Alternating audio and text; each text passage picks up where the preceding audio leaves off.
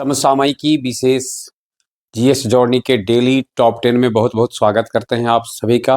आज तारीख 31 अक्टूबर और 31 अक्टूबर के करंट अफेयर्स की शुरुआत करें इससे पहले हम भारत के दो महान विभूतियों को नमन करते हैं।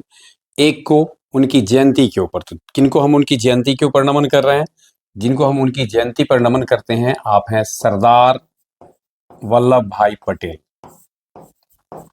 सरदार वल्लभ भाई पटेल भारत के पहले गृह मंत्री, स्वतंत्र भारत के, और स्वतंत्रता आंदोलन में इनकी महती भूमिका रही।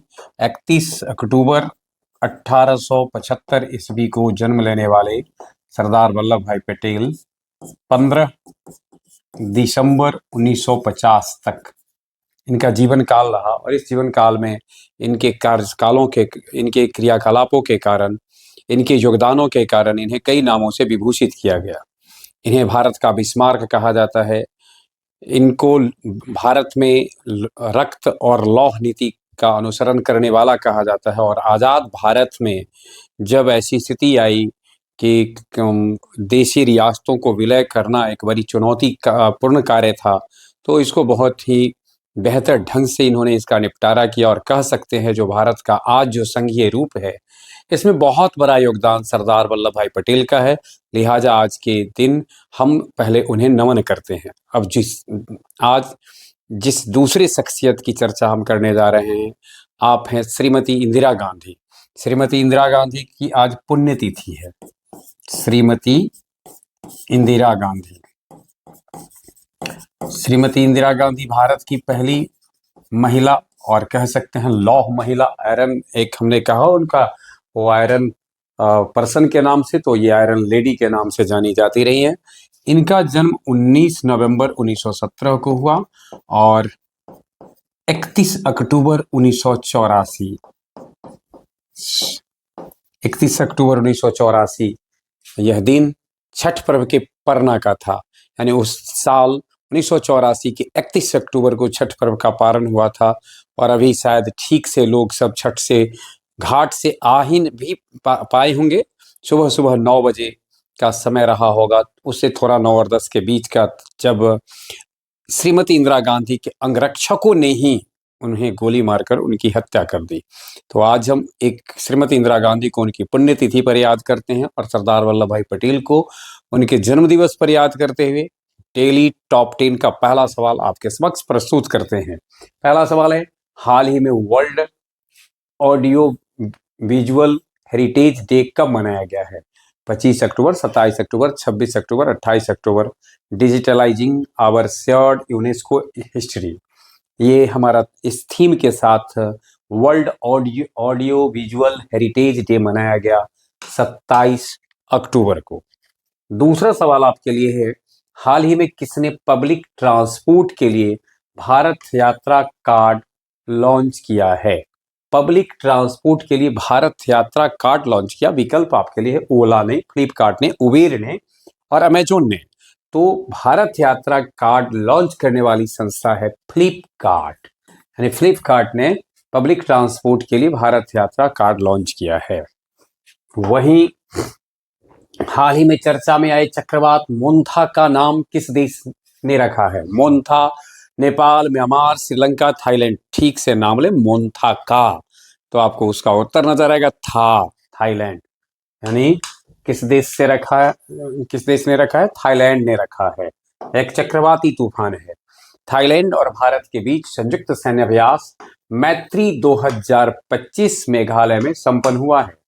और थाईलैंड के पर्यटन विभाग ने सोनू सूद को पर्यटन के लिए ब्रांड एम्बेसडर नियुक्त किया है। भारत के प्रसिद्ध सिने अभिनेता सोनू सूद, जो ऐसी भी बहुत सारे बहुतों कार्यों के लिए चर्चा में रहते हैं, उनको ब्रांड एम्बेसडर नियुक्त किया गया है थाईलैंड के पर्यटन विभाग के द्वारा। और थाईलैंड का राष्ट्रीय पक्षी सियामी फायरबैंक पहली बार उत्तराखंड के रानीखेत के जंगलों में देखा गया। यानी उत्तराखंड के रानीखेत का जो जंगल है, इसमें थाईलैंड का जो राष्ट्रीय पक्षी है सियामी फायरबैंक, इसको हाल ही में देखा गया है। ये थाईलैंड और भारत के बीच के रिश्ते की बात थी। और अगला सवाल आपके लिए है, किसने एनआरआई नागरिकों के लिए अंतर्राष्ट्रीय मोबाइल नंबर का उपयोग कर यूपीआई भुगतान की सुविधा शुरू की है? हाल ही में किसने एनआरआई नागरिकों के लिए अंतर्राष्ट्रीय मोबाइल नंबर का उपयोग कर यूपीआई भुगतान की सुविधा शुरू की है? फोन पे, गूगल पे और पेटीएम ने भी। तो सही आंसर है इसका पेटीएम ने। किसने किया है? पेटीएम ने किया है। अगला सवाल है, किस देश की CR 450 high speed train record 453 kilometre प्रति घंटा की स्पीड तक पहुंची है? यानी उसका जो मैक्सिमम स्पीड है अपनी गति के, अपनी यात्रा के दौरान वो 453 तक टच की है। वो ट्रेन नाम तो आप देख ही लिए, CR 450 हाई स्पीड ट्रेन है। और विकल्प आपके लिए है रूस, चीन, जापान, भारत। तो इसमें भी अगर आप देख ले, CR से अगर आप रेल समझ लें और C से सोच सकते हैं तो चाइना। ये कारनामा किया है चाइना के रेल ने, चाइना की ट्रेन ने इस कारनामे को किया है। चीन के नोबेल पुरस्कार विजेता चेन निंग यांग, देखिए शतक ठोक दिए। यानी अभी हाल में इनका निधन हुआ, लेकिन इनकी जिस समय इनका निधन हुआ आयु थी 103 वर्ष। यानी नोबेल पुरस्कार विजेता चेन निंग यांग ने 103 वर्ष की आयु में अपनी अंतिम सांस ली है बीजिंग में। वहीं चीन ने भारतीय दूतावास में भारत के जो नोबेल पुरस्कार विजेता थे पहले, रविन्द्रनाथ टैगोर, उनकी प्रतिमा का अनावरण किया है। चलिए अगला सवाल हमारे लिए है, आरबीआई ने किस देश को भारतीय रुपये के में उधार देने की अनुमति दी है? अर्थात वहां आप लोन ले सकते हैं भारतीय रुपये में, इंडियन करेंसी में। विकल्प आपके लिए है म्यांमार, भूटान, श्रीलंका और नेपाल। सब भारत के पड़ोसी देश है, लेकिन आरबीआई ने जिस देश को इसकी अनुमति दी है वह देश है, हाल ही में संकट से गुजरा है, नेपाल। और नेपाल में आरबीआई ने भारतीय रुपये में भी उधार लेने की अनुमति प्रदान कर दी है। 7वां सवाल से पहले थोड़ा सा देखते हैं, नेपाल से जुड़ा हुआ है। नेपाल में 5 दिवसीय तिहार उत्सव मनाया गया। नेपाल ने पर्यटन को बढ़ावा देने के लिए पर्वतारोहियों को 97 हिमालय चोटियों पर निःशुल्क चढ़ाई की पेशकश दी है। हाल ही में किस देश ने ह्योनमू 5 मास्टर मिसाइल का अनावरण किया है? रूस, अमेरिका, दक्षिण कोरिया और जापान। और सही आंसर है इसका दक्षिण कोरिया। दक्षिण कोरिया हाल में स्कूल में मोबाइल किसी भी स्तर से प्रतिबंध कर दिया गया है, फोन पर राष्ट्रव्यापी प्रतिबंध लगा दिया है स्कूली कक्षाओं में। वहीं कोरिया ने 64 वर्षों में पहला असैन्य रक्षा मंत्री आहान यूबैक को नियुक्त किया है। और गौरांग लाल दास दक्षिण कोरिया में भारत के नए राजदूत नियुक्त किए गए हैं। ध्यान में रखना है, गौरांग लाल दास दक्षिण कोरिया में भारत के नए राजदूत नियुक्त किए गए हैं। अगला सवाल हमारे लिए है, हाल ही में किसे भारत के 53वें मुख्य न्यायाधीश के रूप में नामित किया गया है? गौरतलब हो अभी जो हमारे बीच में है गवई साहब, उनका कार्यकाल इस नवंबर महीने की 23 तारीख को समाप्त हो रहा है। और उसके बाद ये 52 में है और उनके स्थान पर 53वें मुख्य न्यायाधीश का नाम प्रस्तावित कर दिया गया है। आप हैं इनमें से कौन? न्यायमूर्ति कृष्णन, न्यायमूर्ति एस रमन, न्यायमूर्ति सूर्यकांत और न्यायमूर्ति MC। और सही आंसर है इसका न्यायमूर्ति सूर्यकांत भारत के 53वें मुख्य न्यायाधीश के रूप में, अर्थात सर्वोच्च न्यायालय के मुख्य न्यायाधीश के रूप में शपथ ग्रहण लेंगे। 52 में है न्यायमूर्ति भूषण रामकृष्णन गवई। कई पद्मशाली सर्वोच्च न्यायालय समिति की पहली ट्रांसजेंडर सदस्य बनी है। ध्यान में रखना है, कई पद्मशाली सर्वोच्च न्यायालय समिति की पहली ट्रांसजेंडर सदस्य बनी है। विवेक मेनन आईसीएन प्रजाति उत्तरजीविता आयोग के पहले एशियाई अध्यक्ष बने हैं।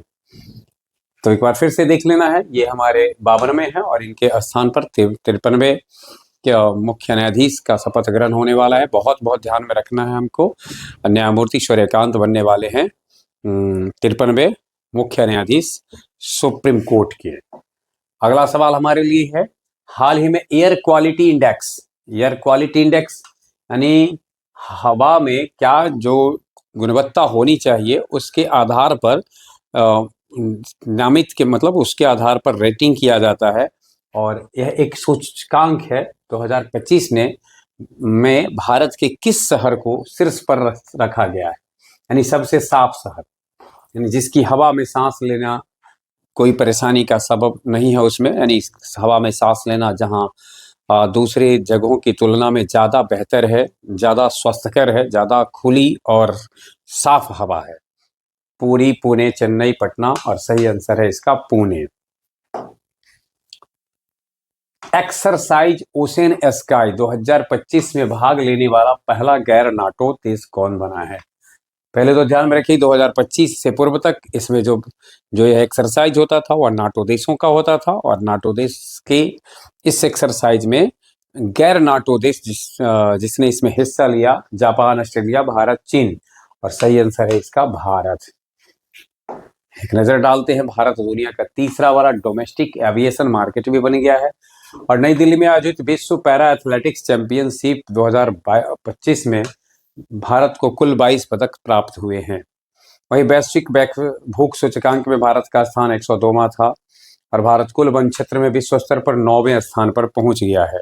कुल वन क्षेत्र में भारत का जो स्थान है वह 9वां पहुंच गया है। ये थे आज के 10 सवाल जिसके साथ हम आपके बीच उपस्थित हुए। बने रहे हमारे साथ। आज भर के लिए बस इतना ही। बहुत बहुत धन्यवाद।